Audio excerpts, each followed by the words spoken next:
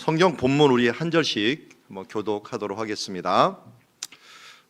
갈라디아서 4장 1절부터 봅니다. 내가 또 말하노니 유업을 이을 자가 모든 것의 주인이나 어렸을 동안에는 종과 다름이 없어서 그 아버지가 정한 때까지 후견과 청지기 아래에 있나니 이와 같이 우리도 어렸을 때 이 세상의 초등 학문 아래 있어 종노릇 하였더니 때가 참에 하나님이 그 아들을 보내사 여자에게서 나게 하시고 율법 아래에 나게 하신 것은 율법 아래 있는 자들을 속량하시고 우리로 아들의 명분을 얻게 하려 하심이라.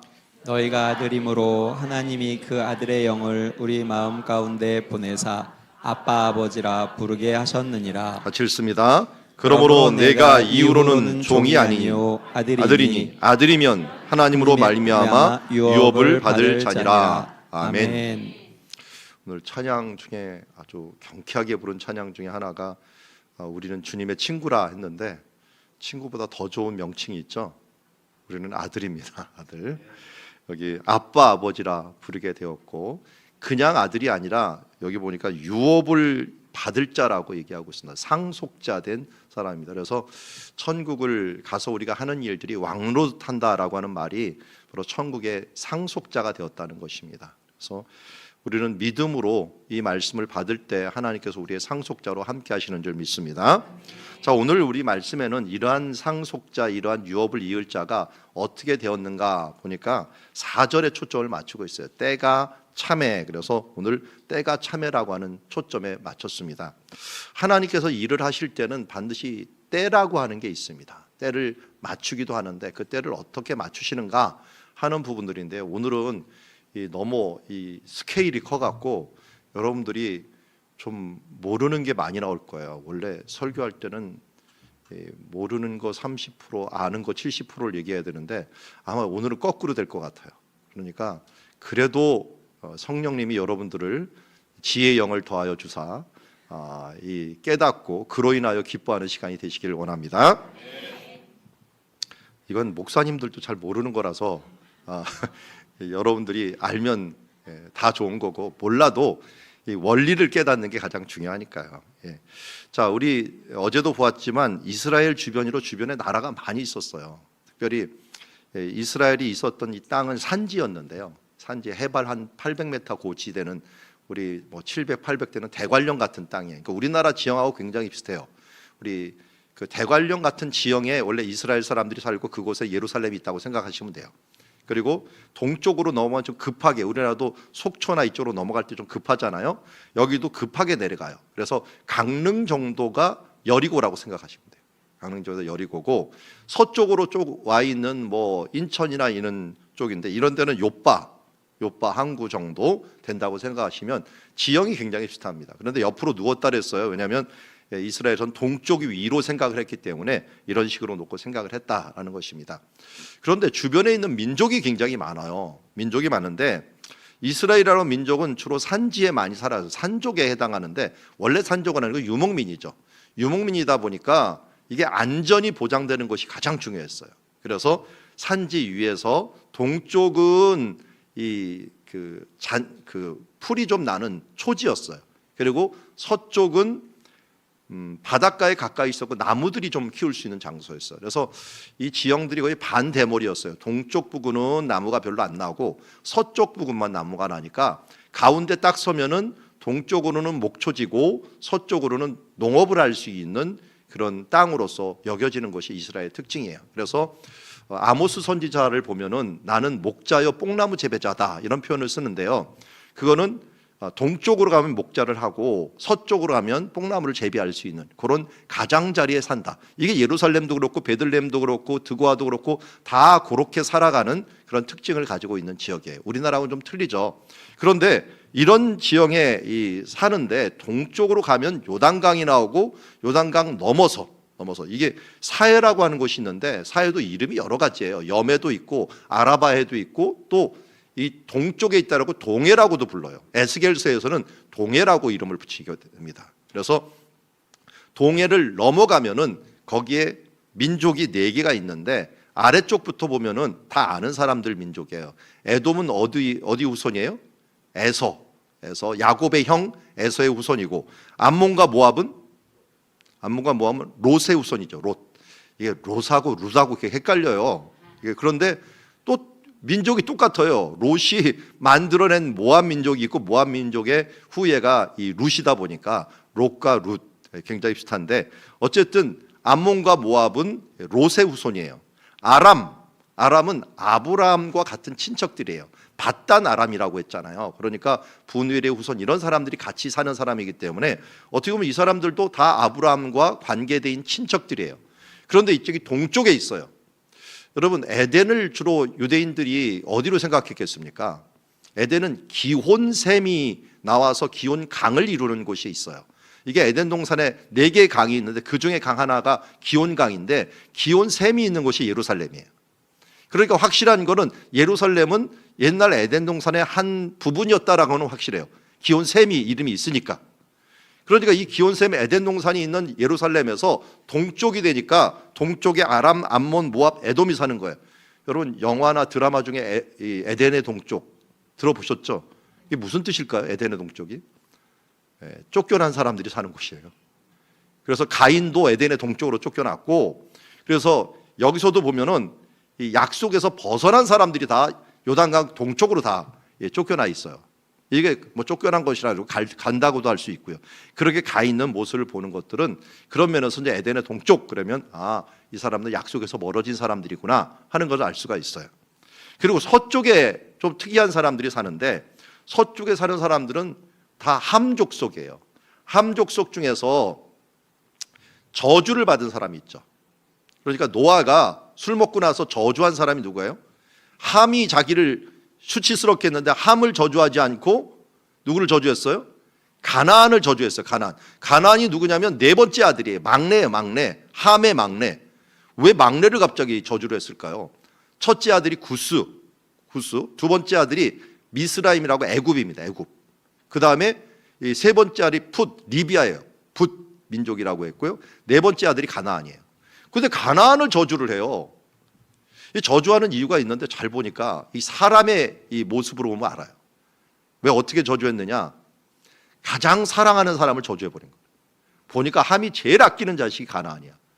그래서 더 아파라 해갖고 그를 저주해갖고, 함을 저주한 게 아니라 노아가 좀 못돼 먹었죠. 이게 가장 사랑하는 아들을 갖다 저주를 해버렸으니까요. 반대로 하나님은 가장 사랑하는 아들을 우리에게 내어주신 거예요. 이게 거꾸로 된 거예요.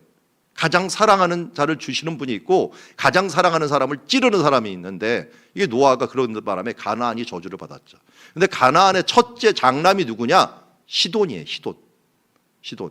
가나안 민족이 살았는데 시돈 민족이 가나안의 장자예요. 그 시돈 민족이 만든 나라가 베니게예요. 베니게는 영어로 페니키아라고 부르죠. 이 페니키아는 아마 역사상 가장 유명한 인물로 몇 명을 치는 한니발이 들어갈 겁니다.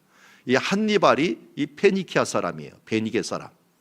이 사람이 카르타고의 식민지에 가서 다스렸던 사람인데, 이 사람이 바알 신앙을 믿었던 사람입니다. 한때 로마하고 전쟁해갖고 이길 뻔했던 사람인데, 그가 이겼으면 가나안 민족이 세계를 제패했겠죠.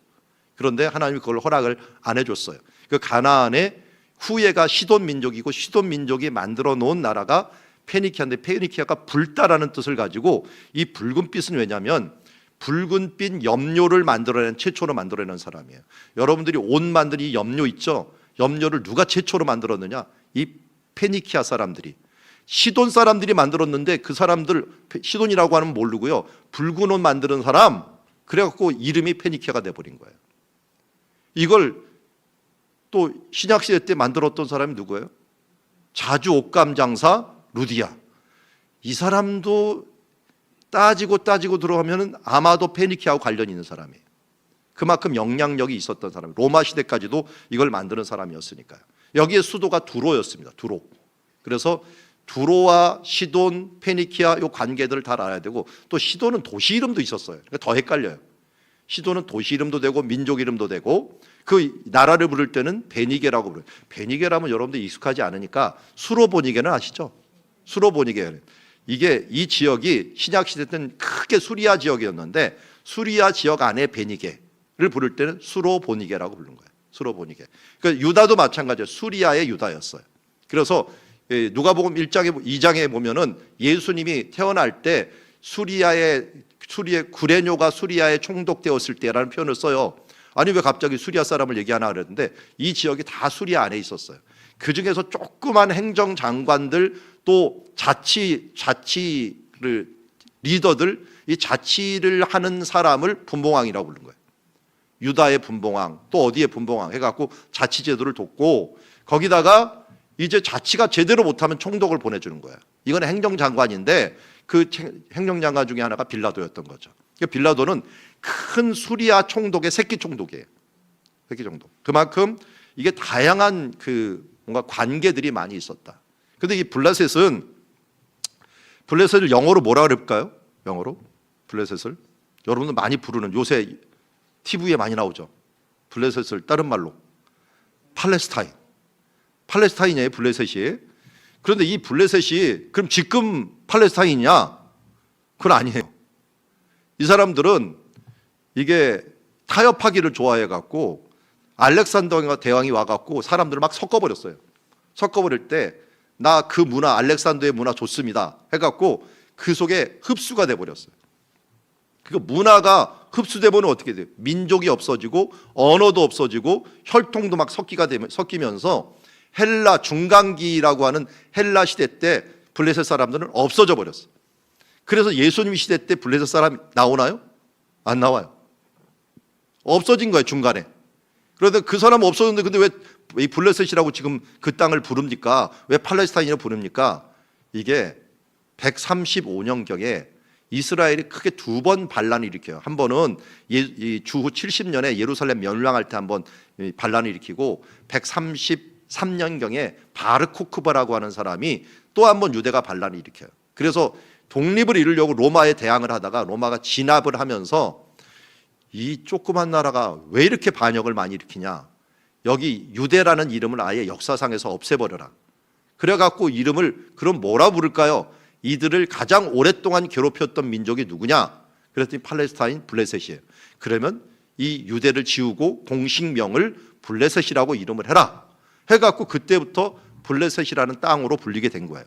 그러니까 로마가 135년 하드리안 황제가 이것을 부르면서 시작해서 이 땅의 이름이 블레셋이 된 거예요.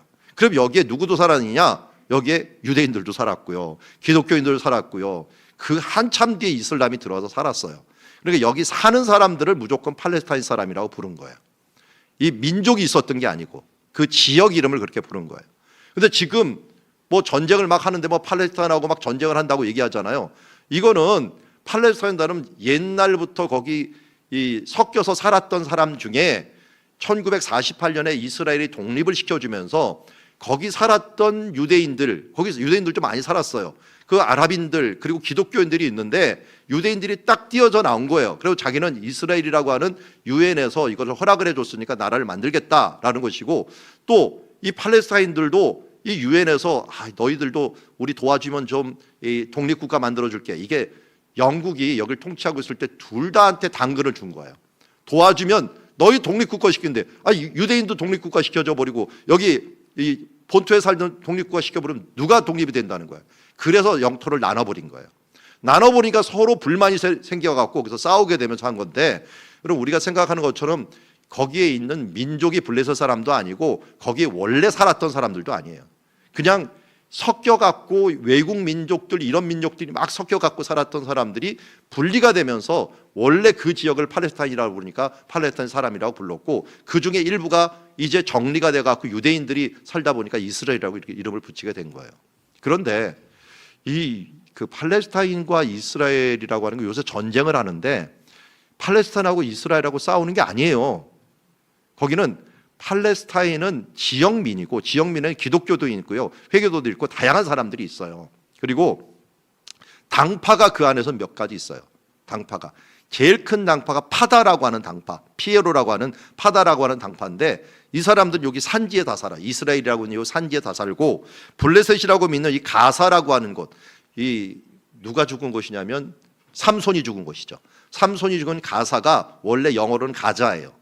그래서 가자 지구라고 하는 삼손이 죽은 그 장소에 지금 이 전쟁이 일어나는데 거기에 원래는 이 파다당이 통치를 하고 있었어요. 근데 선거할 때 이 파다가 몇 표 차이로 졌어요. 져갖고 하마스 당이 이겼어요. 하마스 당이 이겼는데 그러면 정부는 전체 정부는 피에로가 이겨갖고 전체 정부에 파견을 했는데 이 지역에서는 진 거예요. 이 지역에 지니까 파다 당이 밀려나가 버린 거예요. 밀려나는데 하마스가 있으면서 우리 당이 있었으니까 너 여기서 나가라. 그래갖고 전체 다스리는 관리들을 다 쫓아내 버렸어요. 그리고 나서 자기네가 정권을 잡았는데 정권을 인정을 안 하다 보니까 그냥 단체로 남아 있는 거예요. 정당으로 하나 남아 있는 거예요. 정당으로 남아 있는 이 하마스들이 이 캐치프레이가 뭐냐면 IS하고 똑같아요. IS 똑같다는 것은 정통 이슬람 국가를 만들자 하는 주의가 하마스예요. 그러니까 이 사람들하고 이 산지에 있는 지금 피에로하고는 팔레스타인 사람들하고 완전히 틀린 사람들이에요. 이 방향이 틀려요. 방향이 틀리다 보니까 이 사람들 쫓아내고 자기네가 정권을 잡으니까 여기는 피에로라고 하는 사람들이 없고, 이번에도 마찬가지예요. 이번에도 이스라엘이 하려고 하는 궁극적인 목적은 딱 그거예요. 옛날처럼 돌려놓자. 민주국가처럼 이 피에로가 여기를 다스리게 하는 온건주의로 바꿔놓자고 하는 게 그건데, 그걸 바꿔놓지 못하게 만들려고 하마스가 아주 결사항전을 하고 있는 중에 있어요. 그러니까 이게 지금 우리는 팔레스타인하고 전쟁한다라고 얘기하면 안 되고요. 하마스라고 하는 세력하고 전쟁을 한다고 생각하면 돼요. 이 하마스는 IS하고 너무 비슷한 사람들이라서 몇 명을 죽이건 뭐건 이슬람의 그 원리에 의해서 국가를 만들어야 된다라고 주장하는 아주 극렬 이슬람주의자예요. IS하고 비슷해요. 그래서 사람들을 죽일 때도 아무런 꺼리낌이 없어요. 지금도 이 이스라엘에서 폭격을 할 테니까 빨리 나가라 그러는데도 못 나가게 막아요. 애들이 뭐 2,000명이 죽었다라는데 이게 하마스 놈들 정말 나쁜 놈들이에요. 애들을 방어막으로 해놓고 여론전을 해버리는 거예요. 얼마든 죽어도 이게 사람들을 그렇게 죽이고 또 이 인간 방패를 통해 갖고 이들이 자기의 이익을 얻기 위해서는 사람의 목숨을 그냥 파리같이 여기는 이런 모습들이 있는 거예요. 그래서 지금 팔레스타인 사람들이 문제가 아니라 거의 극렬 이슬람주의자들이 문제다. 이 하마스라는 사람이 문제다는 걸 알아야 됩니다. 그게 옛날 이 삼손이 좀 나타나 갖고 사람들을 뭐 이렇게 부수든지 어떻게 해야 되는데, 이 삼손이 아직 없어 갖고 지하 땅굴을 한번 흔들어 갖고 뭘 이렇게 해야 되는데, 이 삼손이 죽었던 장소가 바로 가자라고 하는 지역입니다. 자, 블레셋이라고 하는 특징을 한번 보았고요. 그리고 오늘 이제 말씀의 이제 핵심 두 가지식으로 하나 알려드리도록 하겠습니다. 유럽, 아시아, 아프리카가 있는데 하나님이 그 긴 역사 가운데 어느 순간에 제국을 만들기 시작하셨어요. 제국. 맨 처음에 아수르라는 제국이 등장을 했는데, 그 아수르는 뭐 여러 가지 일을 했지만 다니엘서에서부터는 바벨론부터 얘기를 해요. 바벨론. 앞에 있는 신상 얘기 아시죠? 다니엘서 2장에 보면은 느부갓네살이 신상을 봤습니다.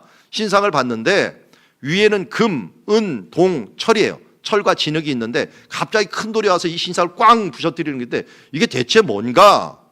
라고 하는데 아예 해석까지 해주죠. 위에는 바벨론 나라고 금은, 그 다음은 은은 그 다음 나라 메데아 바사, 그 다음에 이 동은 뭐예요? 헬라, 그리고 철은 로마. 이 로마에서는 또 자치제도를 막 둬요. 그래서 흙과 철이 섞인 종아리 부분들이 생기면 이것도 로마라고 할 수가 있죠. 그런데 큰 돌이 뭐냐면 예수 그리스도예요. 예수 그리스도가 갖고 이 제국을 갑자기 꽉 무너뜨리면서 모두 박살을 내버린다라고 하는 의미인데, 이게 무슨 말일까 대체?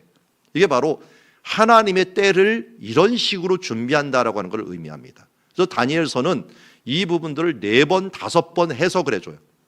다니엘서는 어려우니까 그런 못하더라도 우리가 기본적으로 이 신상만 가지고서 하나님께서 어떻게 때를 준비했는가 하는 걸 보면서 우리의 때와 하나님의 때를 오늘도 좀 비교를 하면서 하나님께서 어떻게 때를 준비했고 우리를 위해서는 그 사명을 이룰 때를 어떻게 준비했는가를 함께 보는 것이 오늘의 큰 주제라고 할 수 있을 것입니다. 먼저 하나님이 준비한 게 바로 바벨론이라고 하는 나라를 준비하게 됩니다. 바벨론. 그래서 바벨론이 제국을 이루게 돼요. 그 다음에 있었던 나라가 메데와 바사인데, 바사를 페르시아라고 부르죠. 그래서 그냥 저는 페르시아라고 써놨습니다. 페르시아 제국이 바벨론보다 훨씬 커요. 훨씬 큰 나라를 이루고, 그 다음에 더 큰 나라가 뭐냐면 헬라가 돼요. 헬라가 페르시아뿐만 아니라 유럽 지역까지도 다 포함하니까 어마어마하게 큰 나라가 되었어요. 그 다음 나라는 더 강한 로마가 왔죠. 로마 제국이 왔어요. 그게 이제 신상 가지고 이 지도에다 표시하면 아, 이런 식으로 커진 나라구나 하는 것을 알 수가 있어요. 그런데 하나님이 왜 이런 나라들을 보여줬는가? 이 나라들이 과연 이 예수님이 오실 때 부셔지는 게 무슨 의미인가 하는 부분들을 오늘 보는 게 핵심입니다. 잘 보면 그냥 간단히 요약을 할게요. 먼저 바벨론의 나라가 이루어지면서 이스라엘 백성이 잡혀가서 회당이 만들어지고 거기에서 성경이 완성이 되고, 그리고 거기에서 다니엘과 같은 사람을 통해서 이 느부갓네살 왕도 여호와를 인정하는 이 종교가 세계화되는 일들이 일어나요. 그 다음 메대와 바사, 이 페르시아가 일어나면서 다신교 정책을 통해서 고레스가 이스라엘을 풀어줍니다. 가서 성전을 지으라고. 그리고 나서 제사장이 득세할 수 있는 그런 배경을 마련해 줍니다. 좀 이따 설명을 하고요. 그 다음에 헬라라고 하는 제국이 만들어져서 언어를 통일합니다. 언어를 통일하고 이것 때문에 성경이 헬라어로 번역이 돼버려요. 그리고 모든 지역에 사람들이 성경을 볼 수 있도록 만들어줬고, 그리고 특별히 그 아고라라고 하는 시장을 만들어 갖고 누구든지 말을 할 수 있어 갖고 복음을 전할 수 있는 그런 터전을 만들어 줍니다. 로마는 팍스 로마나라고 평화 정책을 씁니다. 가능한 평화, 이렇게 싸움이 없어져요. 전쟁이 없어지는 나라를, 제국을 만들어 놓고 누구든지, 그러니까 길을 또 뚫어놔요. 길을 뚫어놓고 누구든지 갈 수 있고 상거래를 할 수 있고, 거기다가 어디든지 똑같은 법을 적용받을 수 있도록 법치주의를 확립을 합니다. 이게 사도 바울이 복음을 전할 때 아주 절대적인 역할을 했던 것을 보게 됩니다. 자, 이 부분들을 이제 하나씩 볼게요. 맨 처음에는 아수르라고 하는 제국이 만들어졌습니다. 이 아수르가 바벨론도 누르고 이 이집트 쪽까지 계속 전쟁하면서 심지어 어디를 무너뜨려요? 북이스라엘을 무너뜨립니다. 북이스라엘을 뭐 이런 말 해서는 안 되지만 잘 무너뜨렸어요. 왜냐하면 북이스라엘에 암초가 하나 있었는데 사람들이 절대 버리지 못한 암초가 금송아지예요. 베델에 하나, 그리고 단에 하나 나왔는데 이 금송아지를 못 버리는, 이 우상을 못 버리는 것은, 그걸 버리면 그 나라가 망할 것 같으니까 이 예루살렘으로 다 사람들이 예배하러 갈까 봐 이걸 도저히 못 버린 거예요. 금송아지를 못 버리는 죄를 계속 갖고 있었어요. 거기다가 엘리야를 보내고 엘리사를 보내고 하면서 그렇게 기적을 행했는데도 불구하고 그들이 제사장을 다 쫓아냈기 때문에 말씀이 없었어요. 그래서 자기 소견에 오른 대로 막 믿어버리니까 나중에 보니까 이런 글까지 발견했어요. 여호와와 아세라의 이름으로 당신을 축복하노라. 이런 말이 발견이 된 거예요. 그게 언제 나타났는지 아세요? 엘리야가 갈멜산 이긴 다음에 나타났어. 그러니까 이 사람들이 이 바알보다도 여호와가 세네? 그러면 아세라는 그대로 두고 옆에 바알 빼야겠다. 여기 여호와를 집어넣어야지. 그리고 여호와와 아세라, 이걸 섬기는 거예요. 이게 자기 소견에 오른 대로 섬기는 거죠. 이런 식으로 기복신앙이 막 되다 보니까 이거 그냥 놔뒀다가는, 이들이 강해졌다가는 하나님의 신앙이 다 무너지게 생긴 거예요. 그래서 그나마 예루살렘은 성경이 있고 제사장이 있고 하나님의 말씀에 정통성이 있다 보니까 이들을 남겨놓고 북이스라엘을 아예 다 잡아가고 아수르 쪽으로 잡아가는 일들이 발생하게 됩니다. 그러면서 아수르가 바벨론까지도 그때도 막 누르고 있었는데, 이 바벨론에서 느부갓네살 같은 출중한 인물이 이제 헝그리 정신을 회복하고 나와갖고 아수르를 치는 거예요. 쳐갖고 아수르가 이제 무너지는데, 이 무너지는 그 상황에 왕이 되었던 사람이 요시야 왕이에요. 요시야 왕은 좀 불운의 왕이에요. 종교개혁을 다 하고 30대에 이 뭔가 나라를 좀 새롭게 할 그때 전쟁이 일어나갖고 결국은 바벨론 지지하다가 죽어버려요. 그러면서 아수르가 이겼느냐? 바벨론이 이겼어요. 그런데 애굽이 도우러 가다가 요시야 왕을 죽였잖아요. 그런데 애굽 왕도 바벨론한테는 대결이 안 됐어요. 그래서 갈그미스 전투라는 곳에서 결국 바벨론에게 지면서 바벨론이 이제는 유대로 내려와 갖고 유다에 있는 사람들을 거의 속국으로 만들어 버립니다. 그러면서 오자마자 그게 609년, 주전 609년 정도에 바벨론의 느부갓네살이 첫 번째로 오게 됐는데, 이 보니까 거의 뭐 애굽의 그 시녀처럼 일을 하고 있어 갖고 인질을 잡아갔어요. 그 인질이 누구냐면 다니엘, 사드락, 메삭, 아벳느고. 두 번째 와서 또 605년경에 인질을 잡아갔는데 그때가 여고냐 그리고 에스겔 이런 사람들을 잡아간 거예요. 그러니까 두 번, 마지막에 잡아갈 때는 너무 말이 안 되니까 다 죽여버렸어요. 그때가 이제 시드기야 왕 때죠. 그러니까 바벨론에 잡아갔는데 이 바벨론은 그래서 정책을 못 사냐면 리더들만 잡아갑니다. 지도자들만. 그 사람들이 바벨론에 있으면서 이 똑똑한 사람들이 여기서 굴복하지 아니하고 모여갖고 성경을 이 정례화하고 회당을 만들고 또 다니엘 같은 사람은 또 고위 관직에 올라갔고 하나님의 신앙에 대한 부분들을 느바세에게 알려주고 그 뒤에 한 70년가량을 계속 있으면서 이 왕을 한 네다섯 명을 지나는데도 불구하고 끝까지 관직을 지키는 사람으로 있다가 여호와의 종교에 대한 부분들을 확실하게 드러낸 나라의 왕이 된 거예요. 그러는 중에 바벨론에서 생긴 게 제일 중요한 게 회당이라는 게 생겼습니다. 그들이 모여갖고 함께 예배하는 회당. 여러분 이게 안 생겼으면 예수님 때 예수님이 회당에 가서 말씀 전하는 건 있을 수 없었던 거예요. 바벨론 때 생기는 어떤 공동체가 되었어요. 지금도 세계적으로 회당이 엄청나게 많죠. 유대인이 있는 곳은 무조건 회당이 있어요. 그게 무엇이 됐느냐? 로마 시대 때 이 사람들이 그 흩어질 때마다 모두 회당을 만들어 놓으니까 이게 나중에는 복음의 징검다리가 돼버린 거예요. 그래서 세계에서 복음을 전할 때 사도 바울이 가는 곳마다 먼저 회당을 가요. 이게 다 징검다리가 되고 거기서 몇 명이 나오면 그 사람 가지고 교회를 개척하고 그래서 만들어 놓은 게 회당인데 그게 언제 만들어졌느냐? 바벨론 포로기에 만들어지는 거예요. 우리는 어렵다라고 하는 그 시기가 있는데 그 어려운 시기가 하나님께서 일하는 시기다라고 하는 걸 오늘 말씀을 볼 수 있습니다. 그 외에도 뭐예요?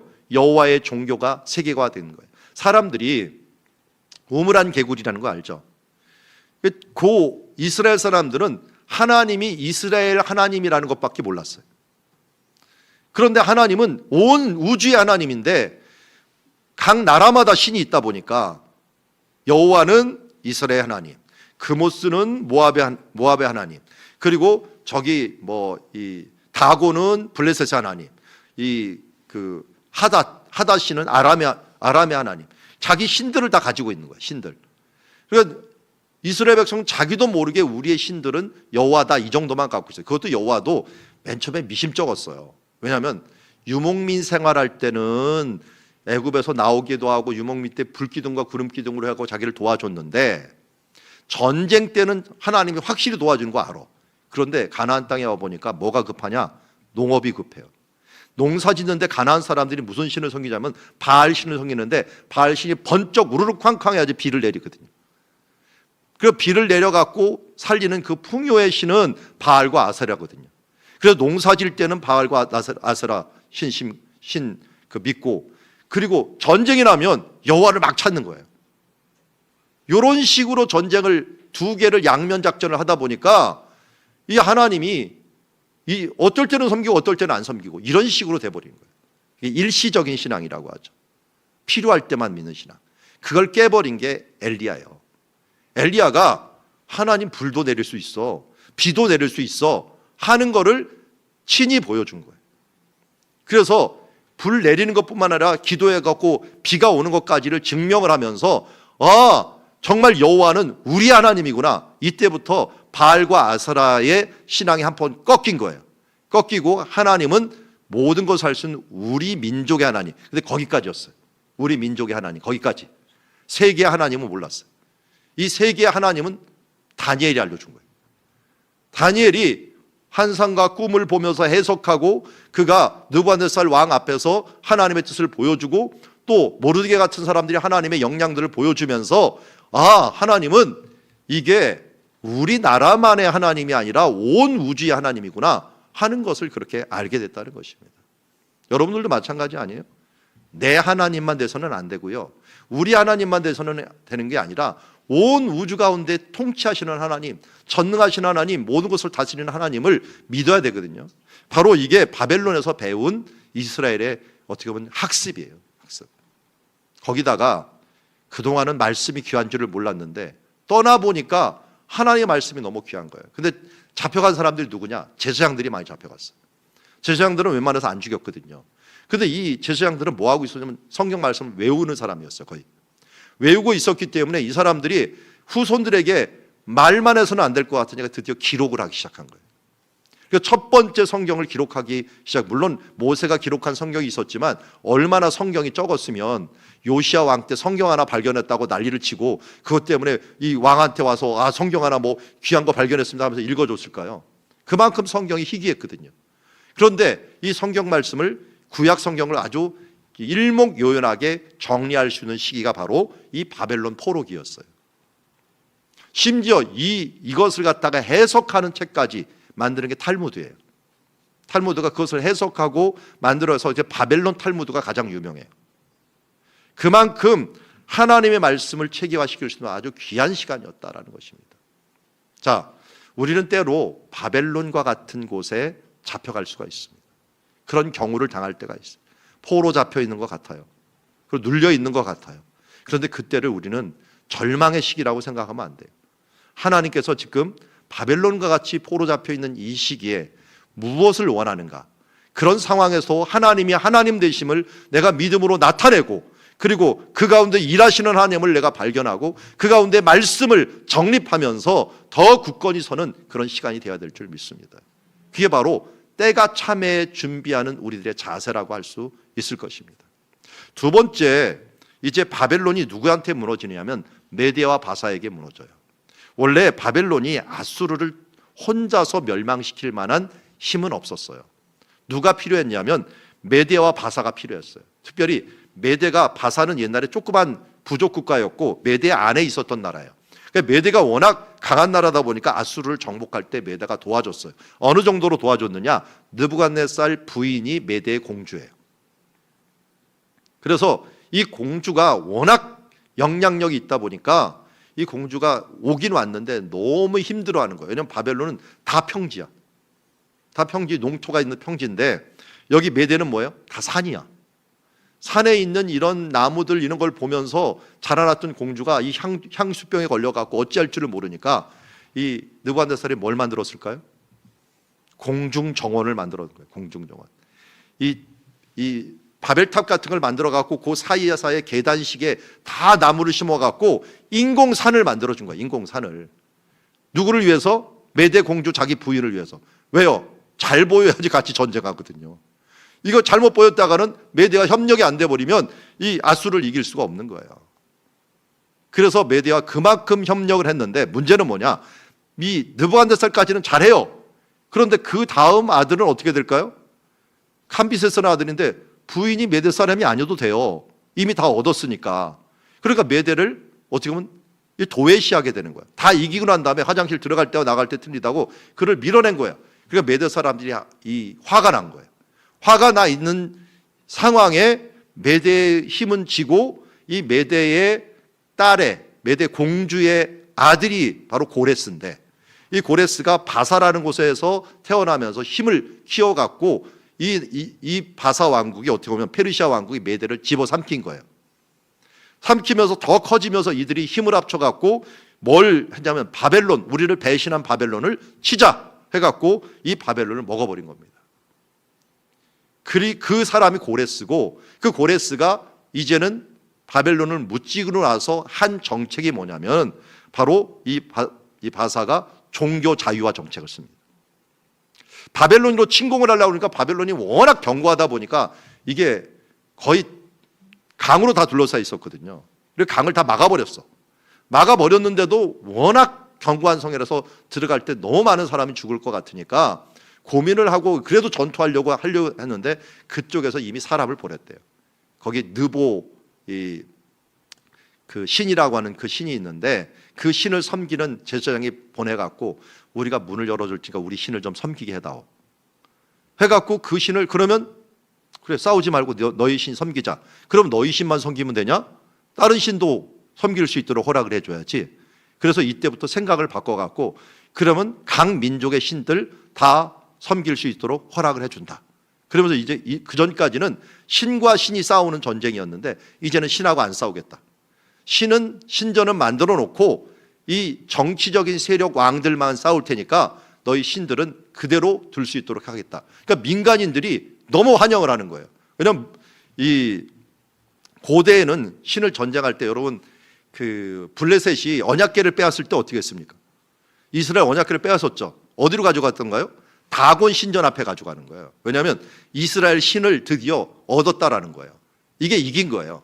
그래서 그 신을 굴복시켜 놨는데 갑자기 다곤 신이 막 무너져 보니까 이제 황당해한 거죠.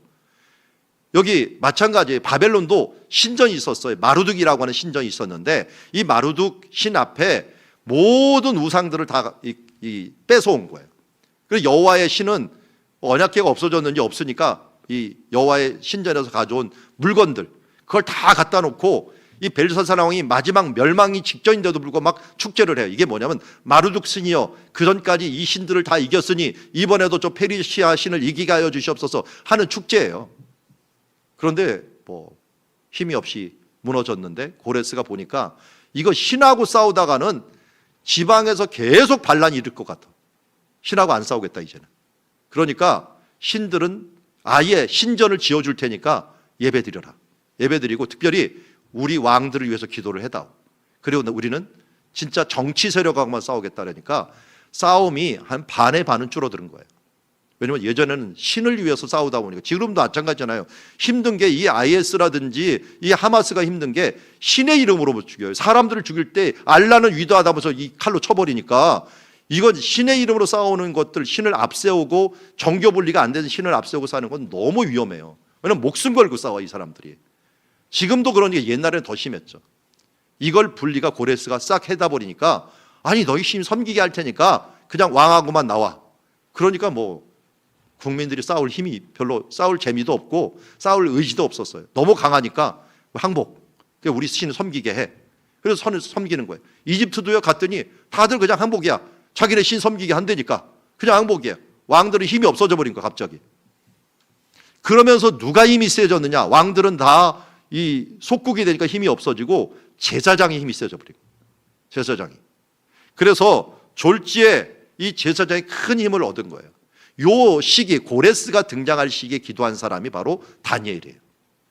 다니엘이 이제 나이가 먹어갖고 한 잡혀온 지 609년에 잡혀왔거든요. 주전 609년. 그러니까 539년 정도가 70년 되는 때예요.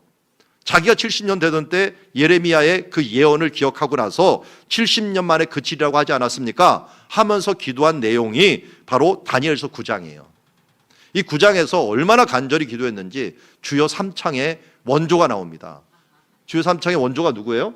다니엘이에요. 주여 들으소서, 주여 용서하소서, 주여 귀를 기울이소서, 행하시옵소서, 지체하지 말아 주시옵소서, 빨리 우리를 돌려보내 주시옵소서 하면서 기도했을 때 고레스가 등장을 한 거예요. 그래서 고레스가 등장을 해서 이들을 보내주게 된 거죠. 그래서 3차에 걸쳐서 돌아가는 일들을 하게 되었고, 그래서 에스라서 1장 1절에는 이때 고레스 원년에 올라가서 이스라엘 하나님 여호와의 성전을 건축하라. 나라를 회복하라는 건 아니에요. 성전 건축하고 거기 계신 하나님께 기도를 해라. 신 다 허락해 줄게 하는 게 바로 그때의 정책이에요. 나라들은 난리가 났죠. 우리는 이제는 마음껏 자기의 신들을 섬길 수 있는 그런 시대가 온 거예요. 그래서 다신교 정책 때문에 성전이 건축되게 돼요. 성전이. 예루살렘 성전이 다시 회복이 된 겁니다. 그래서 이거를 제2성전이라고 부릅니다. 특별히 뭐 성전을 하려다가 멈췄다가 다시 학계와 스가랴를 통해서 다시 세워지기도 했고요. 이제 종교의 자유가 온 거예요. 이 종교의 자유가 오는 게 좋은 것도 있고 안 좋은 것도 있어요. 좋은 점은 어떤 점이 좋으냐면 뭐 마음대로 믿으니까 좋은데요. 나중에는 이게 다신교가 돼버린 거예요.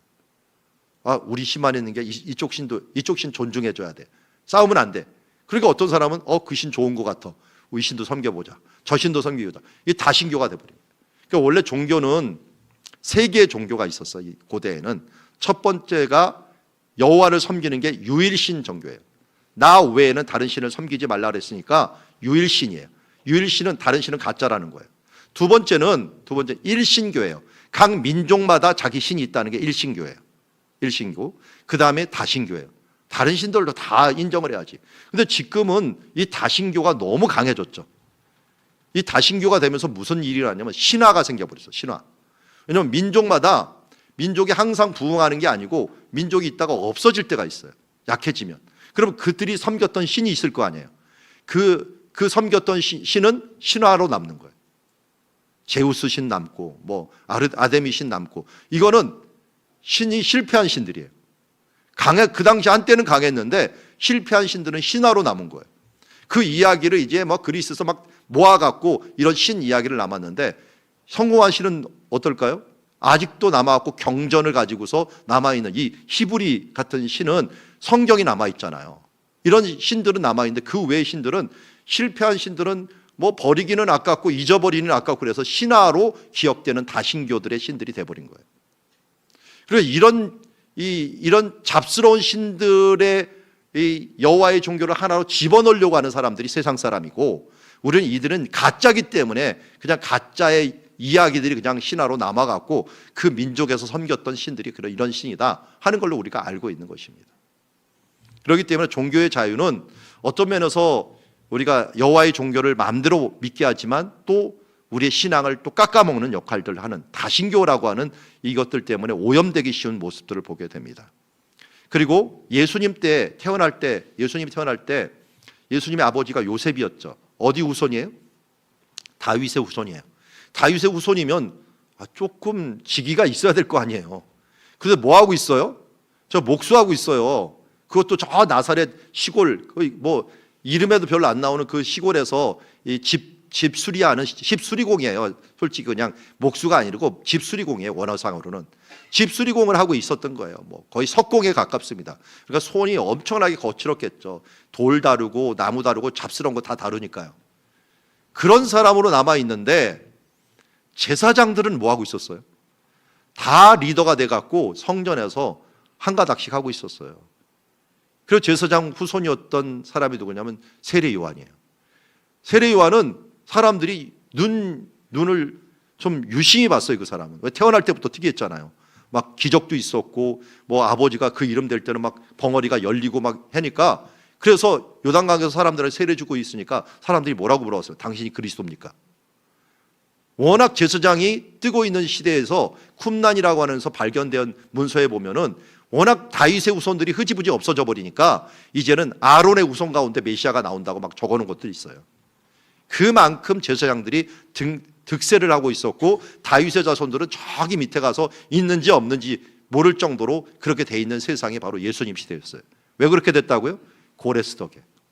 제사장은 득세를 할 수 있는 환경, 성전을 만들어줬지만 왕궁은 못 만들게 만들었거든요.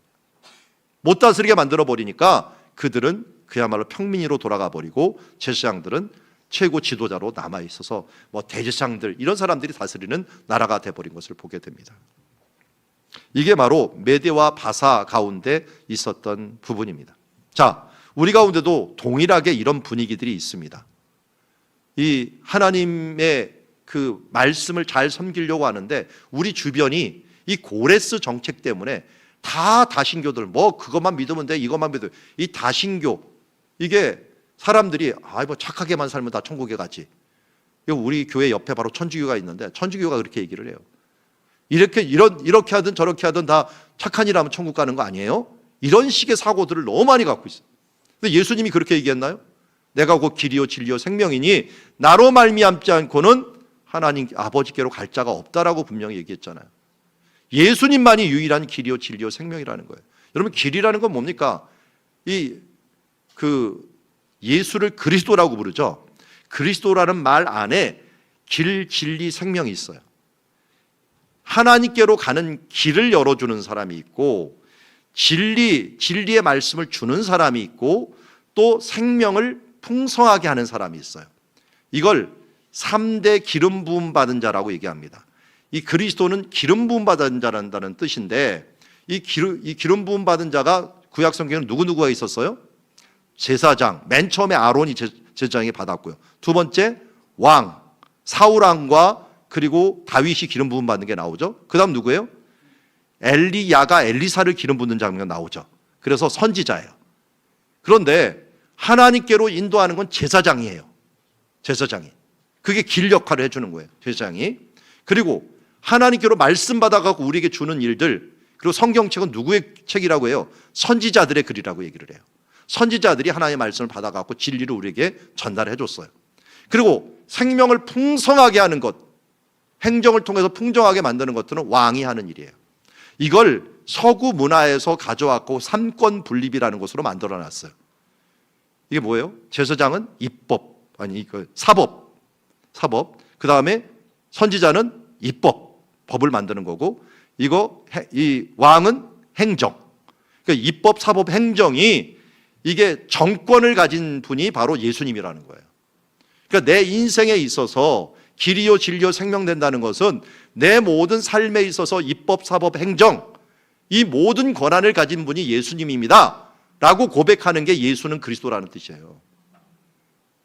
저기 경희대 근처에 저희 교회가 있는데 수험 캠퍼스예요.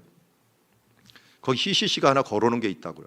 큰 프랭카드를 걸어놨더라고요. 예수는 그리스도입니다. 근데 제가 그걸 보면서 이걸 이해하는 사람이 몇 명이나 될까?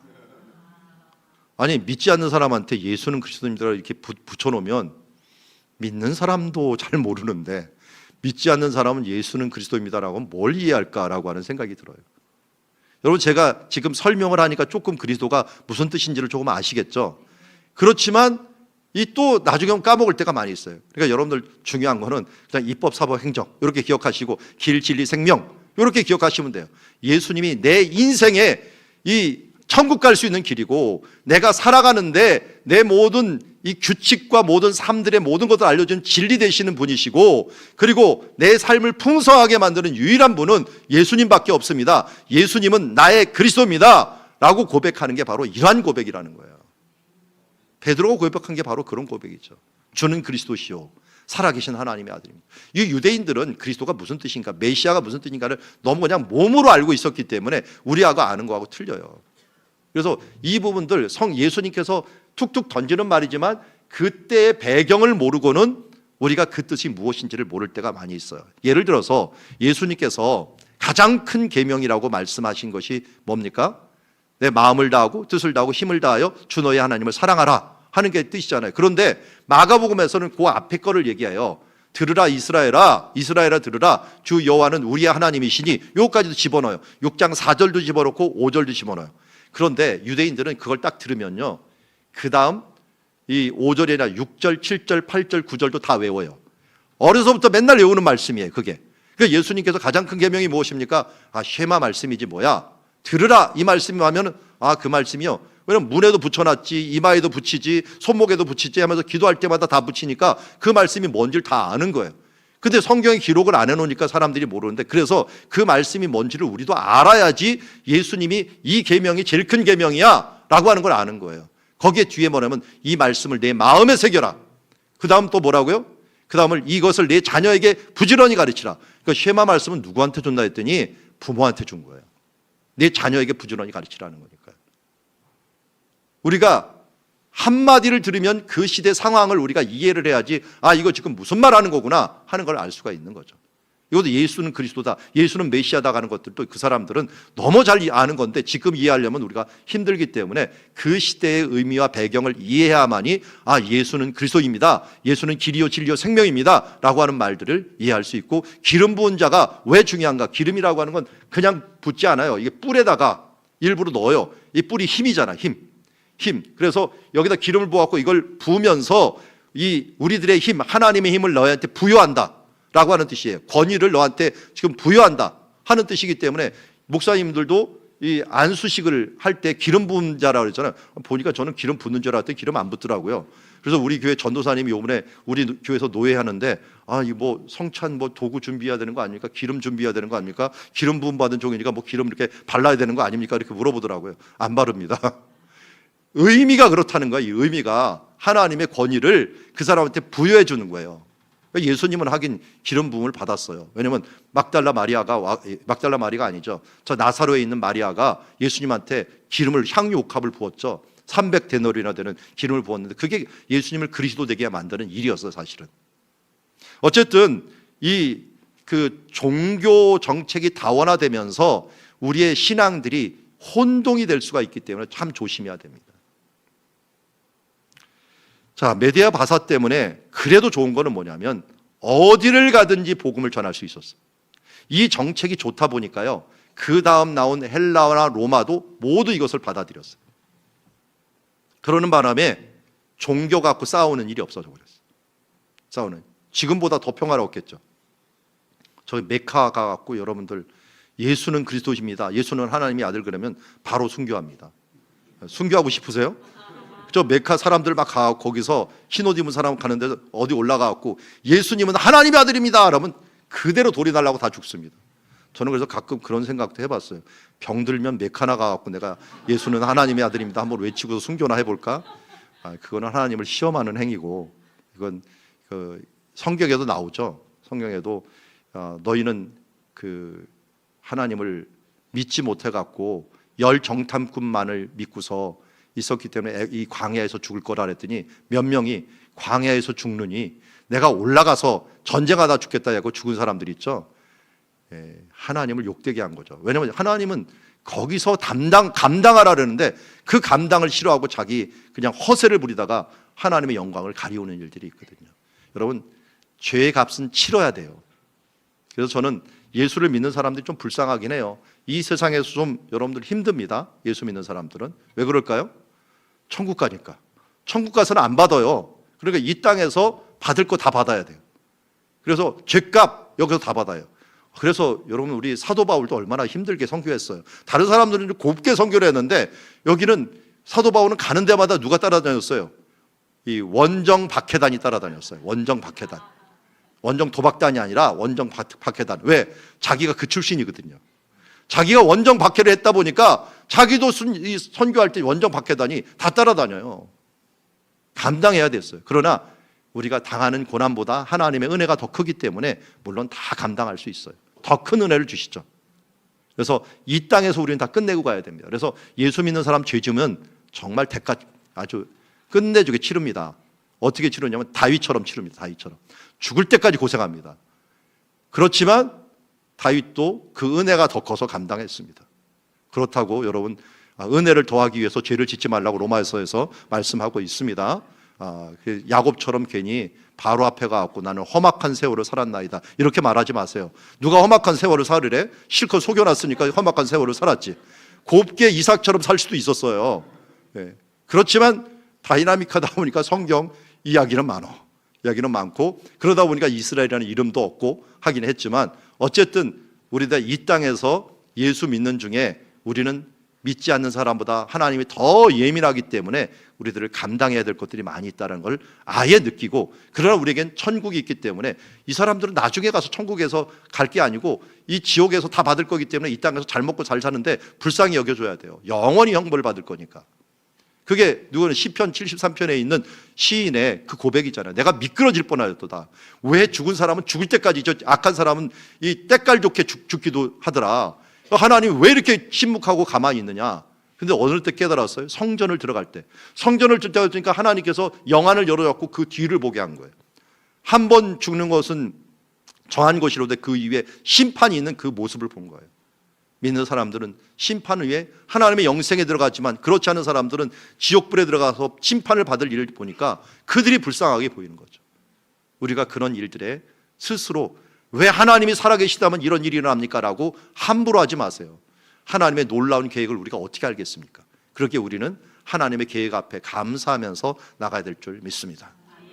자, 이제 고레스가 정권을 잡은 다음에 그의 아들 캄비세스였어요. 성경에는 안 나오지만 캄비세스가 애굽을 정복합니다. 애굽을 이제 페르시아로 다 만들어 버립니다.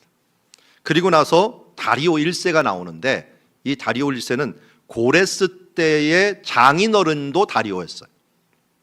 장인어른한테 행정을 맡기고 자기는 전쟁터에 나갔어요.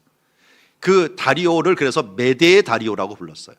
이 메데의 다리오는 다니엘하고 같이 있었죠. 사자굴에 갇힌 것도 메데의 다리오였고, 그 다음에 다리오 1세라고 하는 사람은 바사의 다리오였어요. 이 사람은 나중에 학계 스가랴 때 성전을 지을 수 있도록 해준 사람이고, 그 다음에 가장 강한 왕이 아하수에로였어요.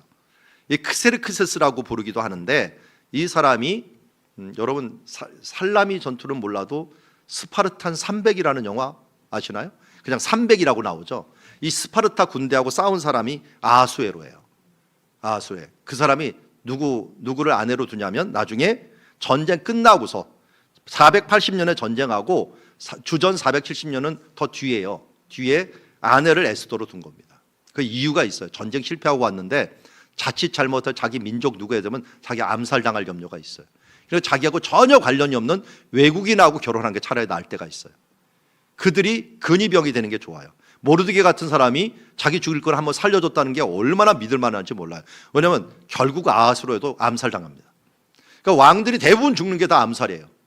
그래서 옆에 이 든든한 자기를 보호할 수 있는 사람들을 너무 구했는데 그 사람이 충직한 민족이 있으면 그 사람이 제일 좋은 거예요. 그게 유대인이었어요.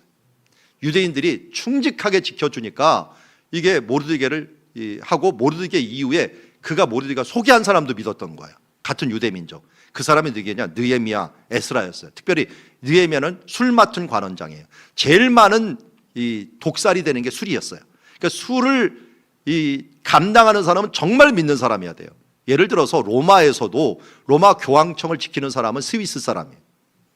스위스에 있는 용병만이 신실하게 막 충직스러우니까 그 사람을 지금까지도 둬요. 지금도. 그래서 이때는 유대인들이 충직한 거였어요. 여러분, 우리가 신앙을 지키는 사람들 보면 충직해요. 사실은 예수 잘 믿어서 고지식하다고 하지만 나중에 보면 예수 잘 믿는 사람 찾아와요. 좀 도움 좀 달라 하는 것들이 우리가 잘 서 있다 보면 사람들은 결국 그들을 찾아오게 돼 있어요. 그들은 이 중심이 없는 사람 더 힘들 거거든요. 그래서 여기에서 바로 느헤미야 같은 사람이 모르드게 덕택에 이 충직한 술 맡은 관원장이 돼 갖고 아닥사스다를 했고, 이때 뭘 만들어요? 성벽, 예루살렘 성벽을 만들어줘요. 그걸 느헤미야가 가서 52일 만에 마치고 다시 총독으로 갔다가 돌아오는 것을 보게 됩니다. 그 뒤에 이제 다리오 3세가 이제 문제였어요. 이때 사실은 아수르하고 아닥사스다 1세에 있었는데 다리오 1세 때 뭐를 했냐면, 제가 여기 해놨나요? 여기 있네요. 다리오 1세 때 마라톤 전투가 있었어요. 헬라 사람들 한번 침공했다가 풍랑만 나고 실패를 해버린 거예요. 몽고가 한번 일본 침략했다가 태풍만 나고 실패한 적이 있죠. 거기하고 비슷해요. 풍랑 만나갖고 결국 이 그리스 군대, 아테네 군대한테 마라톤에서 패배하고 마라톤의 승리의 소식을 42.195인가요? 43.195인가요? 그 거리를 열심히 달려고 승리를 했다라고 맞고 거기서 죽어버렸죠. 그걸 기념을 해갖고 마라톤 전투가 됐잖아요. 그게 성전 세워줬던 다리오 왕 이야기예요. 다리오 왕이 바로 마라톤 전투를 만든 사람이에요.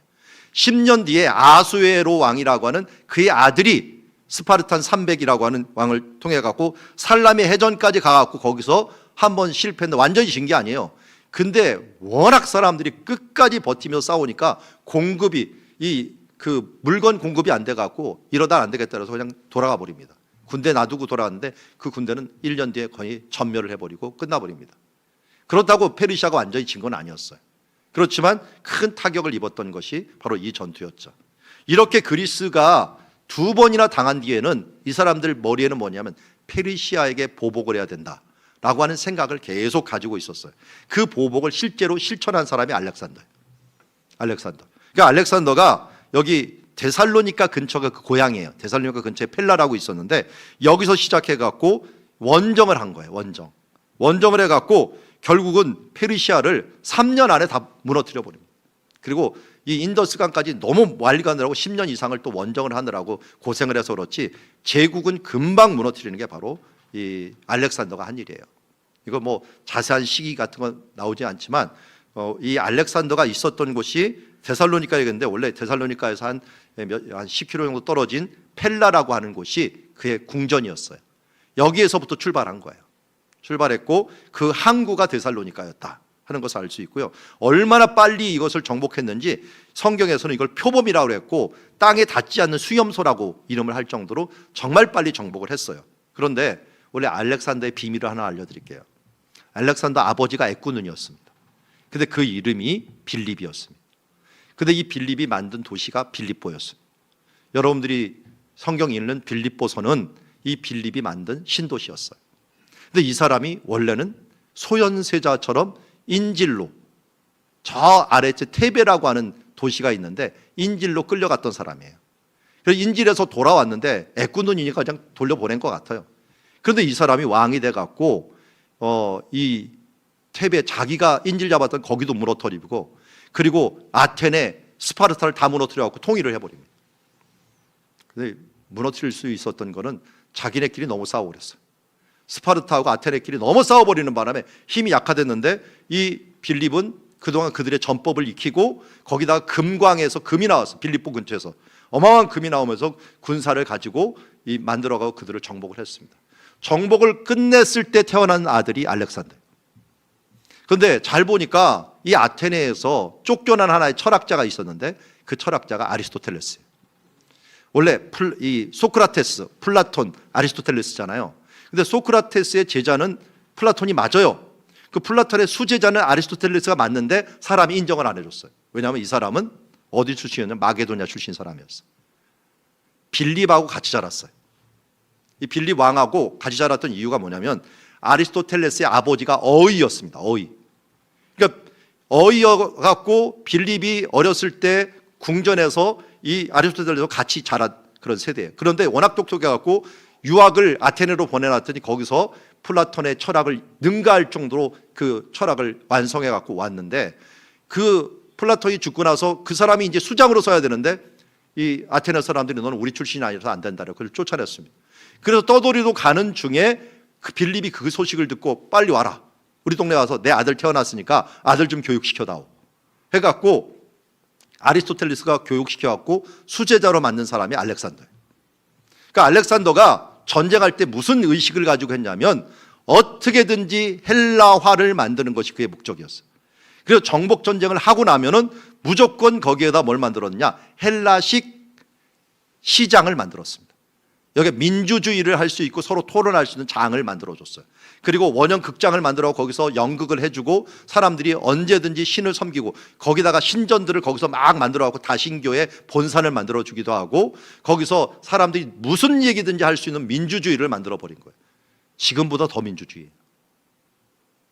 그렇게 만들어 놓으니까 나중에 사도 바울이 그런데 저자라고도 하고 시장이라도 하는 그곳에 가서 말씀을 전할 때는 무조건 자유였어요.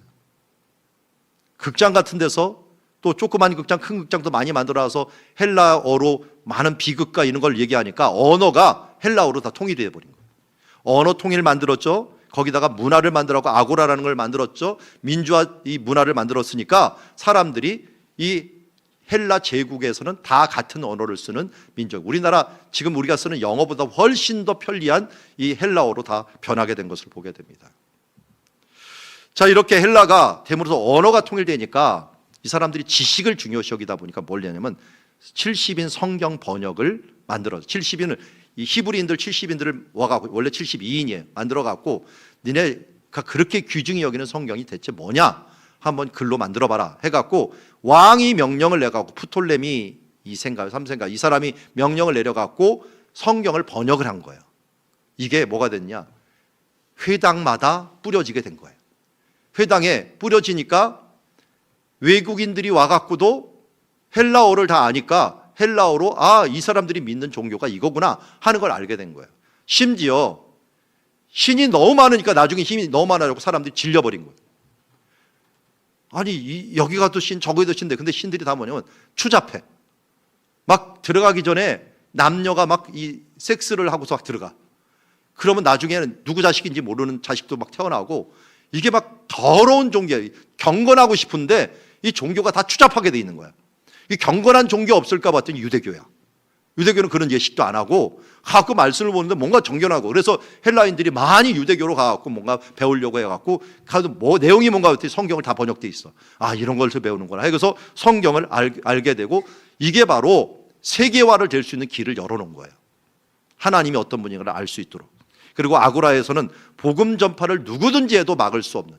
그리고 심지어 우리 아테네에 가서 아덴이라고 했죠. 거기서는 사람들이 뭐 하냐면 새로운 거 들으려고 무조건 새로운 거 들으려고. 사도 바울이 부활을 얘기하니까 대체 너 뭘 얘기하느냐 한번 얘기해봐라 하면서 아레오바고 언덕에 가서 들을 정도로 이 사람들이 새로운 얘기를 뭐든지 듣는 거예요. 그 중에서 하나님 감동시킨 사람 몇 사람들이 일어나갖고 예수를 믿게 되는 그런 문화들을 헬라 사람들이 만들어 놓은 거야. 하나님 참 대단하죠. 지금 어떻습니까? 하나님께서 거의 언어를 통일되다시피 지금 만들고 있어요. 여러분 언어 못한다고 뭐하지 마세요. 저는 제가 이 외국에서 공부하면서 정말 귀하게 깨달은 걸 하나 있는데 돈 안 받고 알려드릴게요. 이 언어 중에 말로 하는 건 30%도 안 됩니다. 다 뭐냐면 표정, 바디랭귀지 요거 하나 하면 다 끝납니다. 그냥 내가 가고 싶은 거 말만 하면 이 사람이 눈치 보고 어디라고 알려줘요. 한국말로 하세요. 다 알아들어요. 한국말로 해도. 왜냐면 그 사람들이 눈치 보고 나를 눈치를 봐야지 왜 우리가 눈치를 봐요. 나 원래 외국이니까 외국어 못해. 너는 내가 외국이니까 외국인이 말하는 걸 알아들어야 돼. 이런 식으로 거꾸로 생각하세요. 자신 있게 얘기해버리면 이 사람들이 뭘 얘기하나 유심히 보고서 다 알아들어요. 제가 어디서 그걸 깨달았냐면 하란이라고 하는 곳을 갔어요. 하란이라는 거 갔는데 거기 쿠르드족이라는 사람들이 살아요. 하란이라는 곳. 제가 그리스에서 유학을 할 때 쿠르드족이 같이 공부를 했는데 우리 아버지가 하란에 사니까 너 가면은 우리 아버지 꼭 만나봐라 하면서 전화번호도 알려주고 해갖고 할 수 없이 호텔에 가고 이제 그 아버지를 불렀어요. 근데 아버지가 나왔어요. 진짜 나왔는데 yes, no, okay 이 단어를 몰라. 쿠르드어만 알아. 터키어 알아. 나는 영어 알고 한국어 알고 그리스어 좀 배우고 히브리어 배웠어. 뭐 단어가 통하는 게 하나도 없는 거야. 그래서 이게 맨 처음에는 오해가 좀 생기더라고요. 그래도 어떻게 왔으니까 차에 타시라고 했더니 이 사람이 차에 타라고 차를 가리켰더니 갑자기 우리를 막 데리고 가더니 렌트카 있는 데로 데려가는 거야. 차 빌리라고. 아니 차 여기 있다고. 그거 아니라고 했더니 이 사람이 그다음부터 눈치를 더 보는 거야. 그래갖고 그다음부터는 눈치가 진짜 빤해갖고 하란에 갔는데 야 저기가 좀 이상하다 그러면 이분이 우리를 막 데리고 가고 주인장을 막 설득해갖고 여기 외국에 온 사람이니까 여기를 좀 보여다오 해갖고 보여줍니다. 근데 한 번은 진짜 놀란 게 이게 손짓도 안 했어요. 그냥 옆에 아내 보고서 이 점심 먹을 시간인데 어떡하지? 이렇게 했는데 이 사람이 갑자기 막 가도 케밥집으로 데리고 가는 거야. 이걸 어떻게 우리를 알아봤나? 아니 이 표정도 안 하고 그냥 이렇게 눈치만 보고 얘기했는데 이걸 알아듣고서 우리를 식당으로 가고 그 다음부터 일사천리로 모든 안내가 다 끝났어요. 한마디도 우리가 통하지 않았는데 그냥 눈치 하나로 끝내버리더라고요. 눈치 하나로. 여러분 왜 싸우는지 아세요? 서로 눈치를 안 봐서 그래요. 서로 그 사람의 필요에 눈치를 보면은 싸울 일이 없어요. 근데 말이 다 통하는데 왜 싸우는가 봤더니 서로를 배려하지 않아서 싸우더라고요. 결국은 그 외국 사람이 서로 모르니까 이 사람 필요가 뭘까 필요할 것만 하니까 눈빛만 봐도 지금 뭐가 필요할 것 같다는 거 바로바로 움직이는 걸 보면서 이 바디랭귀지가 최고구나. 제가 그 다음부터 언어를 안 배우기 시작했어요. 어디를 여행을 가든지 그냥 내 말을 해버리면 중국에 가든 어디 가든 안 해든 모르면 네가 모르는 거지. 그냥 내가 계속 얘기를 해. 그러면 이 사람이 계속 듣다가 뭐 이 몇 마디를 알잖아요. 어디 간다는 것들 뭐 한다는 거 알면 그 다음부터 알아서 그냥 쩔쩔매면서 다 알아 해주더라고요. 누가 그러지 않아요? 외국인들이 막 영어로 짤라짤라 하면 여러분들이 이 쩔쩔매잖아요. 우리가 한국어로 막 하면 그 사람들 쩔쩔맨다고요. 이게 이상해하지 마세요. 당연한 거예요. 그거는. 그래서 이 아고라 문화가 서로 있으면서 이렇게 이 문화가 하나로 합쳐지면서 서로 배려하는 문화로 많이 만들어져갖고 소통이 되는 문화가 돼버린 거예요. 그러니까 우리도 지금 세계가 언어가 통일되어 있고 심지어 저는 요새는 너무 쉬워졌죠. 사실은 얼마 전에 제가 카자흐스탄 갔는데 다 러시아어 쓰더라고요. 근데 구글 그거 번역기가 갖고 이렇게 얘기하니까 말로도 해주고 글씨로도 다 보여주고 이렇게 하니까 다 알더라고요. 우리 딸내미도 영국에 있으니까 영어를 잘하는데 해봤자 필요 없더라고요. 그 사람 영어 하나도 모르더라고요. 그런데 결국은 번역기 갖다가 이렇게 대고서 하니까 다 알아듣더라고요. 얼마나 지금 언어가 다 통일됐는지 몰라요. 저도 논문 쓸 때 번역 능력이 별로 없었는데 그 번역기가 발전이 되면서 논문 쓸 때도 엄청나게 편하더라고요. 그게 이 세계가 정말 언어가 하나가 된 것 같아요. 지금 우리 이 세대가 이렇게 됐어요. 그게 뭐예요? 하나님의 때가 준비되고 있는 거예요. 예수님이 오실 때가 준비되듯이 때가 준비되고 있는 거예요. 심지어 우리는 아고라라는 게 아예 이름이 생겼죠. 아고라는 게 서로 토론하는 장이 아고라라고 만드는데 그 아고라라는 것들이 원래 이런 헬라에서 유래한 것입니다. 그래서 잘 보면 이제 이 다니엘서 보면 맨 처음에 사자 아까는 금이라 그랬죠. 금이 사자로 변하게 되고 또 바사가 곰으로 돼 있고 헬라가 표범으로 돼 있고 그 로마가 크고 두려운 짐승인데 이게 크고 두려운 짐승이 나온 거예요. 그 다음에 곰도 수양으로 나왔다가 어떤 표범은 또 수염소로 나와갖고 이 뿔이 긴 게 알렉산더가 쾅 쳐갖고 그걸 무너뜨리는 그런 장면들도 이게 성경에서 다 나와요. 다 나와. 그래서 2장, 7장, 8장, 심지어 11장에 또 한 번 나와요. 너무 자세히 나와요. 그러니까 하나님께서 앞으로 역사를 일으켜 나가고 예수님 오실 때까지 이런 제국을 만들겠다는데, 이 제국에 잘 보니까 이런 배경을 깔고 있는 중이에요. 지금 제일 크게 깐 것이 로마죠. 사실은 로마. 이 로마가 여기 색깔이 지금 돼 있는데요, 자치제도를 중요시 여겼어요. 평화를 위해 갖고 가능하면 자치제도, 분봉왕을 세워갖고 너희들 원하는 왕 세워줘. 로마가 그러면 인정해 줄게. 싸우지 말자. 그런데 그래도 싸워? 그러면 빨리 처리하기 위해서 길을 만든 거예요. 특별히 바닷길, 이 육지길을 만들었는데 바닷길을 뚫어준 사람이 폼페이 장군이에요. 이 폼페이 장군이 바닷길 뚫다가 나중에 이스라엘도 정복해버렸어요. 주전 64년에. 그리고 그 육지에는 길을 놨는데, 길을 나왔을 때 여러분들 뭐 사도 바울이 잡혀갖고 로마에 갈 때 아비오 가도를 갔다 그랬잖아요. 아비오 길도 로마가 놓은 길이에요. 거의 500km를 일직선으로 놓은 그 길이고요. 그리고 2차 전도회 때 마게도냐를 횡단하는 에그나티아 길도 있고요. 이거 빌립보 가는 길, 이게 다 그런 길이에요. 그리고 1차 전도회도 세바스테 길이라고 해갖고 이 비시기 안디옥 올라가는 길이 다 로마가 놓은 길이에요.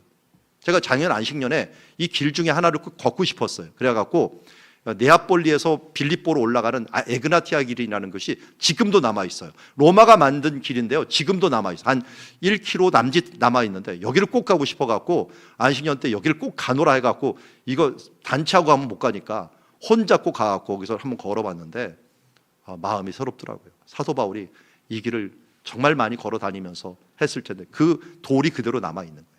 돌이 그대로 남아있는 부분이 지금도 있어요. 로마가 만드는데, 근데 제가 민망하게 거기를 일부는 차로 올라갔다 왔어요. 로마 시대 2000년도의 길이, 2000년전의 길이 지금도 사용이 돼요.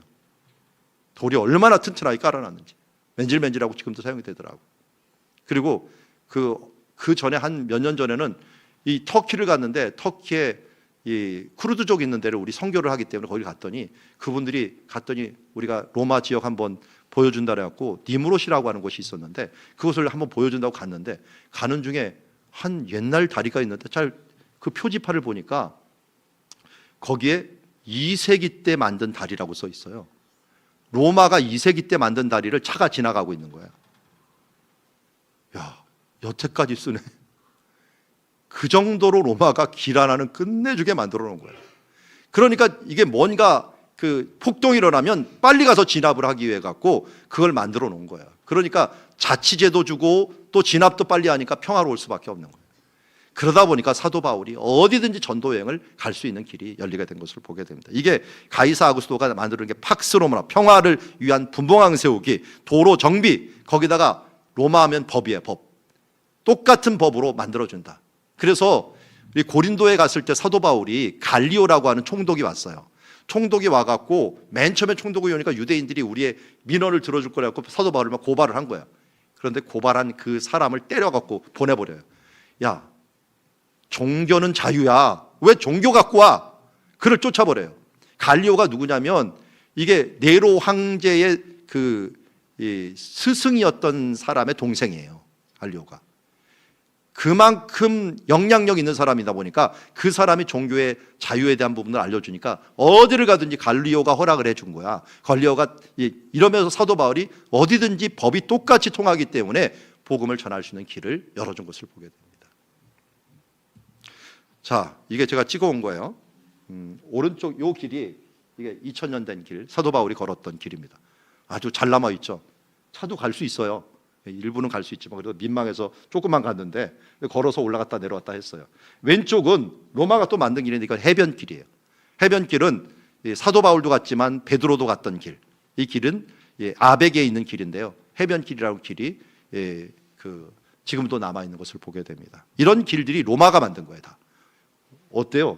그때 만들어 놓은 길치고는 너무 잘 돼 있죠. 아스팔트처럼 밑에 자갈 깔고 다 해놨어요. 모래 깔고 해갖고 이걸 다 해놓고 이렇게 걸을 수 있도록 만들어 놓은 것을 보게 됩니다. 자, 이런 풍토 안에서 바울이 부름을 받은 거예요. 바울이 예수님이 30년경에 죽으셨는데 32년경에 사울이 회심을 하게 됩니다. 한 2년 정도 후에. 그 다음에서 아라비아에서 3년 정도를 전도를 해요. 그냥 수련한 거 아니에요. 전도했습니다. 전도하다가 이게 부딪히는 바람에 다메섹에서 도망 나왔어요. 도망 나와갖고 예루살렘에 와서 또 복음을 전하는데 또 부딪혀. 그래갖고 사람들이 안 되겠다, 너 좀 쉬었다 와라. 그래갖고 이 자기 고향으로 보내갖고 거기서 10년 있었어. 오래 있었죠.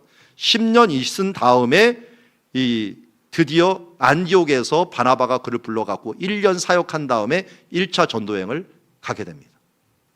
그게 47년에 시작하는 일이에요. 자, 이걸 왜 얘기하느냐? 사도 바울의 전도여행이 47년에 시작해서 67년에 끝났어요. 몇 년 걸렸죠? 20년. 20년이 저는 굉장히 먼 줄 알았어요.